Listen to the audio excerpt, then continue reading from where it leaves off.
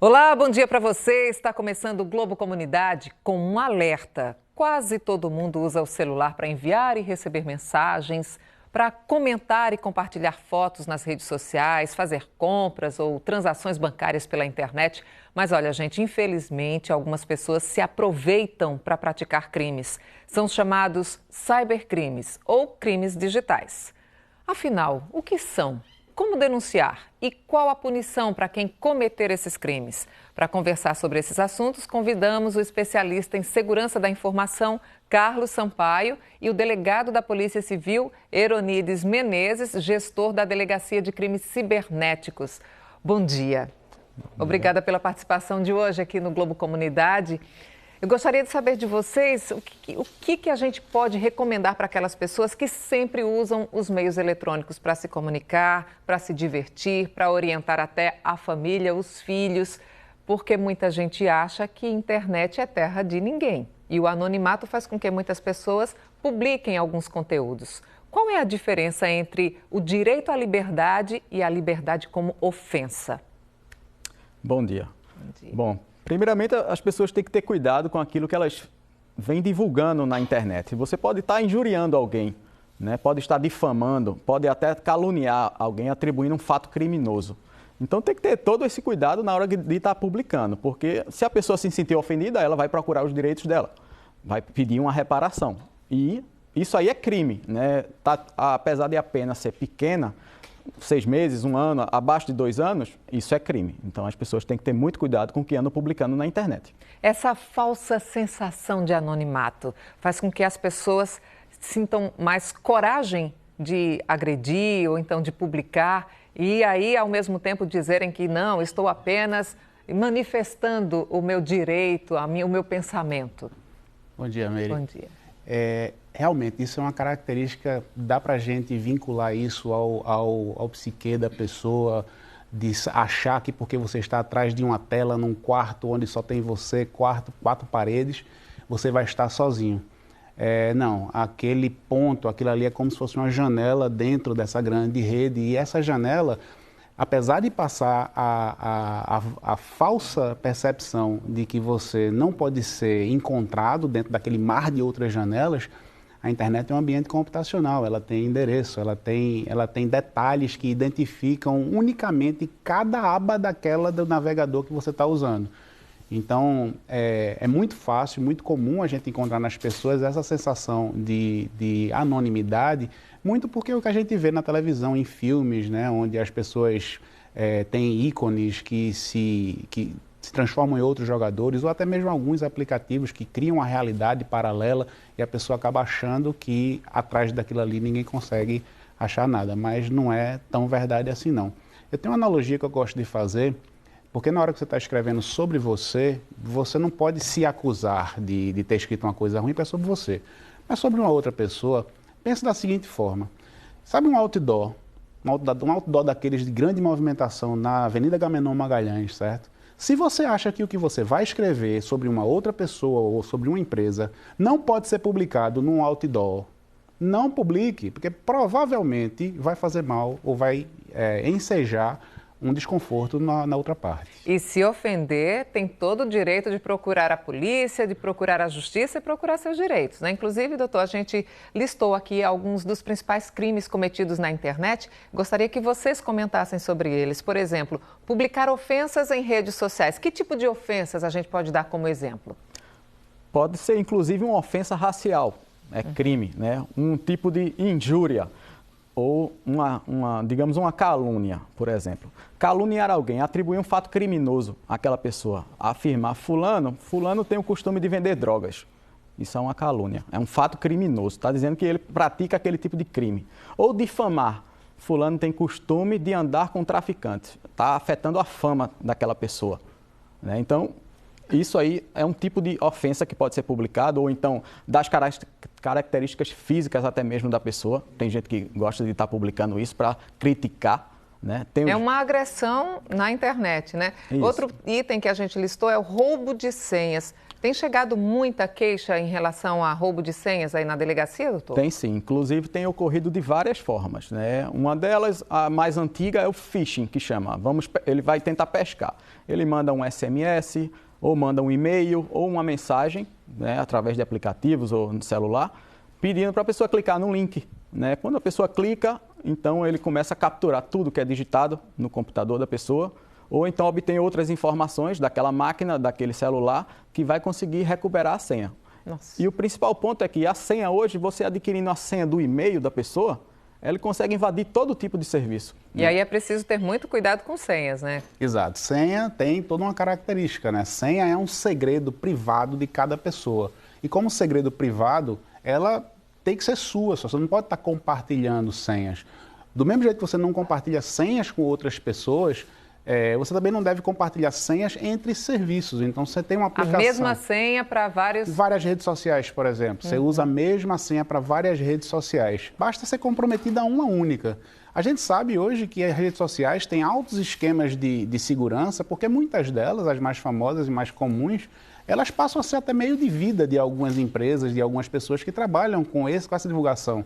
Então, ela tem esquema de segurança, mas também tem aquelas redes sociais, grupos que aparecem em épocas do ano, por exemplo, no final do ano, sempre tem aquela rede social para dar amigo secreto. Talvez aquele amigo secreto não tenha a mesma robustez de segurança para armazenamento de senha. Aí você vai e usa a mesma senha que você tem para a sua conta que está associada à sua conta bancária, a sua conta de e-mail que está associada à conta bancária, num aplicativo que é extremamente vulnerável. A primeira coisa que uma pessoa mal intencionada vai fazer, se conseguir alguma forma roubar aquela senha, é tentar nos outros serviços. E à medida que você vai perdendo esses outros serviços, você vai perdendo a sua vida digital, né? E é preciso ter cuidado também com o sequestro de servidores, né? Isso. Uma das formas de você se autenticar para poder entrar em um serviço são através dos servidores, né? Esses serviços são hosteados por servidores. Se eu consigo achar alguma falha de segurança no usuário que está autenticado naquele servidor e eu consigo acesso ao servidor, é como se eu tivesse acesso à portaria do prédio. E agora eu consigo entrar em qualquer apartamento porque independe de quem tem a senha mais ali. Se eu sou dono daquele servidor, eu tenho acesso irrestrito. A gente tem ali, doutor, invasão de páginas, invasão de computadores, violação de dados de usuários ou então até mesmo aquela coisa de derrubar os sites. Qual é a recomendação da polícia em relação a esses itens? Bom, o ideal é que tenham profissionais, né, bem capacitados e servidores atualizados, porque eles vão procurar algum tipo de vulnerabilidade, né, seja no site, onde está hospedado o site, aquele serviço.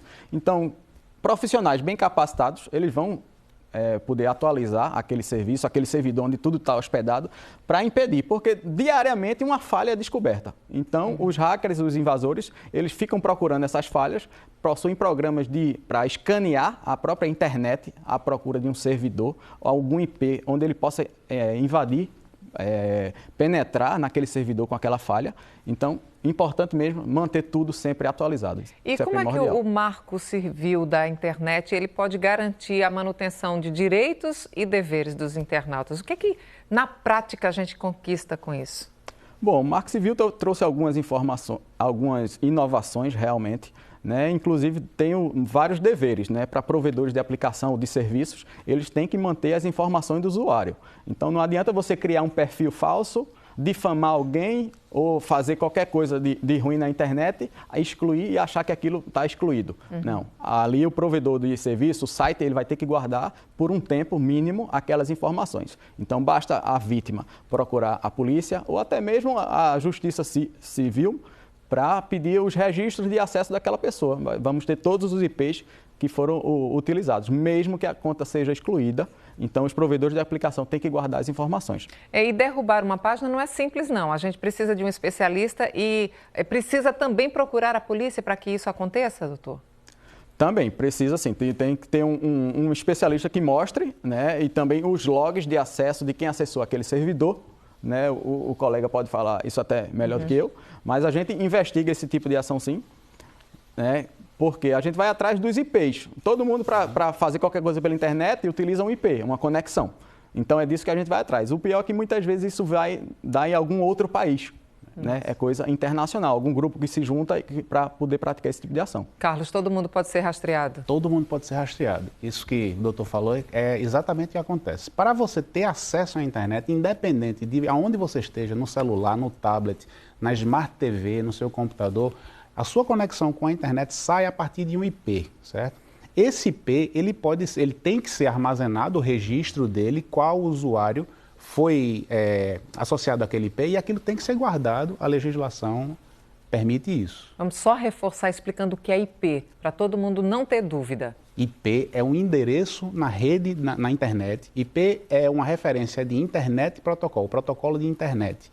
E ele é o endereço que a máquina recebe e que permite que as informações trafeguem dela para a internet e da internet para ela. Se você tem uma rua de casas, o IP é o número da casa. A primeira parte do IP é o endereço da rua, o finalzinho é o número da casa. Perfeito. E olha, o Globo Comunidade faz um rápido intervalo, a gente volta em instantes para falar mais sobre crimes na internet e você vai saber quais são os mais frequentes e o que fazer se você for uma vítima. Até já.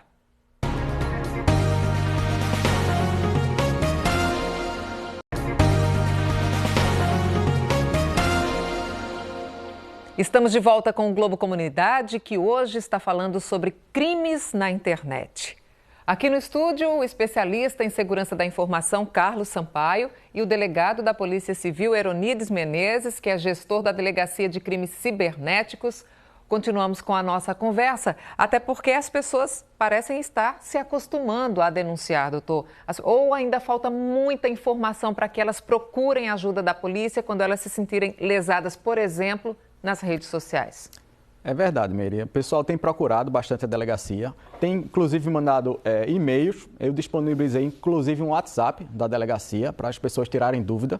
Então tem sempre eu ou algum policial meu lá conectado para tirar dúvidas ou esclarecer qualquer dúvida que a pessoa tenha. Né? E o pessoal tem ido mesmo na delegacia ou então vai na delegacia do bairro. A delegacia do bairro, se não tiver dúvida na investigação, a gente presta todo o apoio, né? Porque crimes contra a honra, eles podem ser registrados e investigados por qualquer delegacia. A Delegacia de Crime Cibernético vai prestar todo o suporte.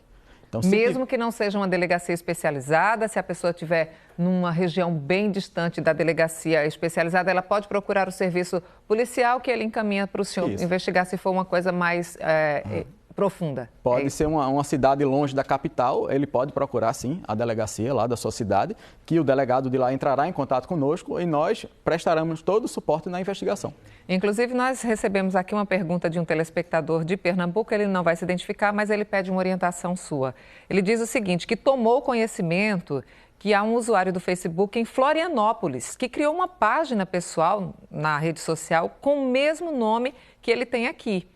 Mas não é o nome verdadeiro do usuário de lá. Então, o daqui fez uma análise do perfil e descobriu que a pessoa de lá participou de uma pirâmide financeira, hoje tem agência, inclusive também com alguns débitos. E ele quer saber se pode abrir um boletim de ocorrência na Delegacia de Crimes Cibernéticos para ele se resguardar juridicamente. Pode sim, com certeza, né? Primeiramente, o ideal é que ele e os amigos denunciem aquele perfil, né, por estar se passando por ele. Pode ser um homônimo, mas como ele já verificou que não se trata de um homônimo, não é ninguém com o mesmo nome idêntico ao dele, ou se está utilizando a foto dele, então ele faz aquela denúncia. Tem no perfil, você denunciar perfil e pede para os amigos denunciarem. Não surtindo efeito no prazo de 7 dias, até ele tem um prazo, a rede social geralmente ele dá um prazo para averiguar aquela denúncia, então ele pode sim procurar a delegacia. Ele traz os prints, né? A gente verifica aquela informação e, se for o caso, pode até oficiar a rede social para tentar tirar aquilo do ar. Não conseguindo, então a gente vai buscar outros recursos, fazer uma representação judicial para descobrir realmente quem é aquela pessoa, onde ela mora, que a gente tem como sim descobrir isso, para poder tirar aquele perfil do ar. Bom, a gente vai colocar aqui também outros itens em relação a crimes cibernéticos, né, os crimes digitais, para a gente comentar. Por exemplo, os mais comuns postados na internet, o senhor falou no início do programa, a gente reforça agora: ameaça, calúnia, difamação, injúria e falsa identidade. E aí eu gostaria que vocês explicassem direitinho, por exemplo, ameaça. Se alguém se sente ameaçada, como é que ela deve reunir as provas e procurar a polícia? Isso para qualquer situação onde você avalia que existe algum mal feito em cibernético, tá? Seja uma ameaça para você, ou seja, você foi fazer uma compra e você não teve êxito na sua compra, tenha o hábito de se resguardar salvando o print, né? Tirando como a gente chama, foto daquela tela. Porque aquele documento que você está gerando naquele momento, aquilo dali vira evidência. E a calúnia, doutor? Calúnia também, né? O pessoal tem costume de dizer que alguma pessoa pratica crimes. Isso é uma calúnia, diferente da difamação, que ofende apenas a fama da pessoa, né? Falar que a pessoa tem costume de andar com criminosos, está afetando a fama. E a injúria é o próprio íntimo da pessoa. Mas a gente tem visto, o mais comum seria o crime de falsa identidade, né? As pessoas criam um perfil, até utilizam a foto, o nome e ficam se passando por aquela pessoa para aplicar golpes ou fazer mais amigos, ou seja lá qual for o interesse de quem cria esse perfil, mas ele está cometendo sim o crime de falsa identidade. E quem se sentir lesado, aí como é que faz? Vai até a delegacia, faz um boletim de ocorrência, qual é o passo a passo? Primeira coisa, você tira um print, tem que ter o URL, o endereço daquele perfil, o endereço completo. Não só o print com o nome, a gente tem que saber a URL, ou seja, por exemplo, facebook.com/joão123. Então, esse é o endereço completo daquele perfil. Com isso aí é que eu vou conseguir investigar e saber quem é aquela pessoa. Vou chegar até a residência dela que ela utiliza para se conectar na internet ou até mesmo o celular. De qualquer forma, a gente consegue sim identificar quem é. Então, a gente faz um ofício para o provedor de aplicação ou para a rede social, advertindo, pedindo para que seja retirado do ar, ou faz uma representação judicial também, para tentar identificar aquela pessoa. E 99% dos casos temos obtido êxito. Carlos, vamos falar sobre os cuidados que as pessoas têm que ter em relação à manutenção de sua rede social, né, do seu perfil. Quais são os itens de segurança? Existem esses itens de segurança? Existe, Mary. E a gente tende a relevar isso. Você vai fazer uma postagem, né, você vai colocar alguma informação sua, o calor do momento, às vezes, faz com que você publique mais do que você queria. Aquela ideia do outdoor serve para a gente também. Você está publicando alguma coisa, a palavra publicar significa tornar público. Na hora que você apertar o botão de submeter, aquilo ali é público, ele deixa de ser seu. Algumas redes sociais permitem que você vá lá e exclua o seu próprio comentário. Mas na hora que aquilo foi para a internet, você tem que sempre ter na cabeça o seguinte: se está na internet, já foi copiado em algum lugar, aquilo vai ser usado em alguma outra... Não tem como garantir que mesmo você apagando, aquilo já não foi parar em algum outro tipo de repositório. Então bota na cabeça, se aquilo que você vai publicar sobre você ou sobre alguém vai lhe deixar desconfortável se aparecer no outdoor no meio da Avenida Agamenon Magalhães, ali na frente da Praça do Derby, não publica. Entendeu? Isso é um cuidado básico. A gente vai para um rápido intervalo e na volta a gente vai falar sobre as fake news, aquelas notícias falsas na internet. Não sai daí, a gente volta logo.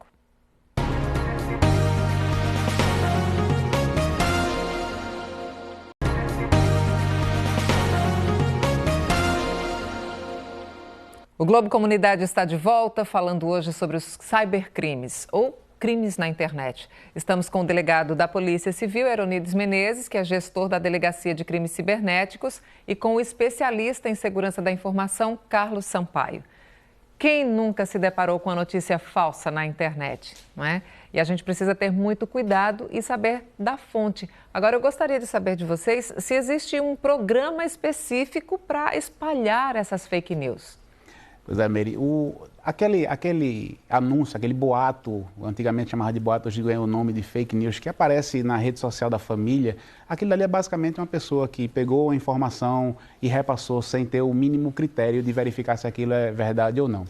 Mas houve uma profissionalização disso, entendeu? Então você tem programas hoje em dia que fazem uma análise preditiva do seu perfil, levando em consideração diversas redes sociais que você participa, ou até um grupo de tipos de pessoa, né, um perfil específico, joga uma inteligência artificial atrás disso para levantar quais são as fragilidades daquele grupo de pessoas e constrói uma notícia extremamente rebuscada e difícil para atingir como foco aquelas pessoas.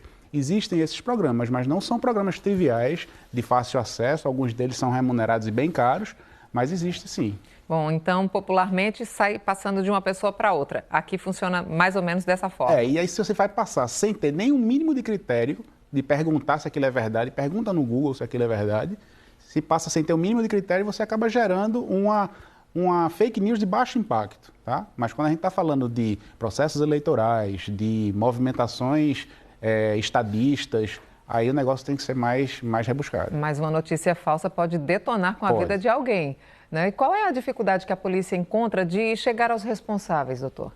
Bom, achar de onde partiu aquilo realmente é difícil, né? E a gente vê em épocas de final de ano ou grandes comemorações, surgem vários tipos de notícias falsas, né? Seja para ganhar algum prêmio, alguma promoção, e o pessoal não se atenta nem a verificar a URL que está entrando, o website que está entrando. Vê que uma grande empresa não vai ter uma terminação .xyz, ela é .com.br, então o pessoal não se atenta nem a verificar isso. A gente tem dificuldade, sim, né, de encontrar de onde partiu aquela mensagem, mas não é impossível. Investigando e a pessoa trazendo várias informações, quem se sentiu ofendido com aquela fake news, trazendo várias informações, inclusive quem compartilhou. Tem que ter cuidado. E antes de compartilhar qualquer conteúdo, a gente tem que ter cuidado com o que exatamente? Bom, se for alguma coisa muito chamativa, que não está em grandes redes ou em grandes sites, provavelmente indica que é uma fake news. Inclusive tem sites só para verificação de boatos e de fofocas. Você pode jogar lá aquela informação, ou então se for alguma promoção de alguma empresa, vai diretamente, digita a URL no site da empresa para ver se tem lá a informação. Não confie no link que você recebeu. Em relação à confiança, vamos passar confiança para quem tem criança em casa e para quem distribui celular ou tablet ou outro meio eletrônico para as crianças ficarem se divertindo? Né? A gente está vendo muitas famílias aí contribuindo com a evolução tecnológica, mas eu gostaria dessa orientação de vocês. A gente hoje, é muito difícil você negar um brinquedo digital como o celular ou como o tablet para uma criança, certo? O que eu posso passar para vocês como alento, né, como cuidado, é que do mesmo jeito que a gente toma cuidado, as empresas de diversão também estão tomando esse cuidado.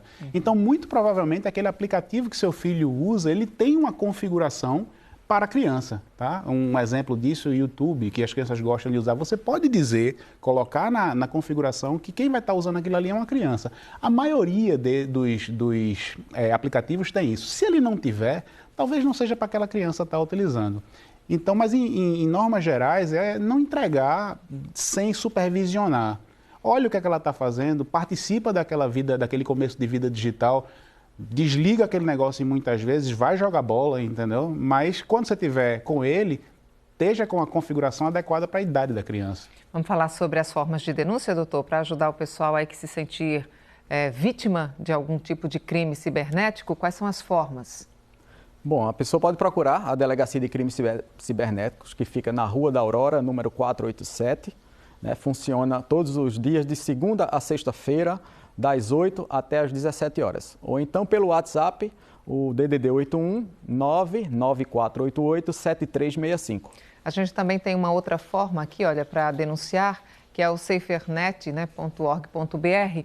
E aí a gente sabe que tem uma parceria com várias instituições sérias, tipo Polícia Federal, Ministério Público Federal e outras também que estão sendo determinantes para chegar aos responsáveis então, pelos crimes cibernéticos. O que é que vocês podem falar sobre o SaferNet? A SaferNet, fora essa página de denúncia, ela tem dicas espetaculares sobre como você proteger, como você melhorar a privacidade dos dados, tanto seus quanto de seus familiares. Pessoas que estão começando agora, crianças, né? Ou pessoas que não têm um hábito muito forte com tecnologia, como as pessoas mais idosas. Ele oferece não somente a oportunidade de denúncia, como ele oferece também dicas valiosíssimas. A página inicial, safernet.org.br, traz essas dicas. Ele é bem legal. Bom, a gente agradece demais aqui as orientações do delegado e também do Carlos Sampaio. Né? Vamos torcer para que a gente tenha uma semana tranquila, com muitas notícias verdadeiras e não fake news, e com notícias que a gente possa multiplicar como energia positiva, como coisa boa, né? Doutor, muito obrigada pela participação aqui no Globo Comunidade. Bom dia também para você, Carlos. Meire, obrigado.